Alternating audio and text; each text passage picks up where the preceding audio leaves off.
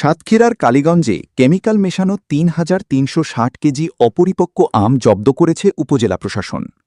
বৃহস্পতিবার ২৩ এপ্রিল বিকেলে উপজেলার ভাড়াশিমলা ইউনিয়নের শুইলপুর এলাকা থেকে এসব আম জব্দ করা হয়। উপজেলা প্রশাসন সূত্রে জানা যায়, অপরিপক্ক আমে কেমিক্যাল মিশিয়ে পাকিয়ে ঢাকায় পাঠানো হচ্ছে এমন গোপন সংবাদের ভিত্তিতে অভিযান পরিচালনা করা হয়।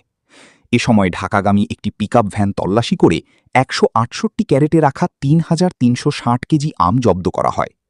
পরবর্তীতে জব্দকৃত আম শুইলপুর বিজিবি ক্যাম্প সংলগ্ন ভেড়িবাঁধ সড়কে ভ্রাম্যমাণ আদালতের উপস্থিতিতে বিনষ্ট করা হয়।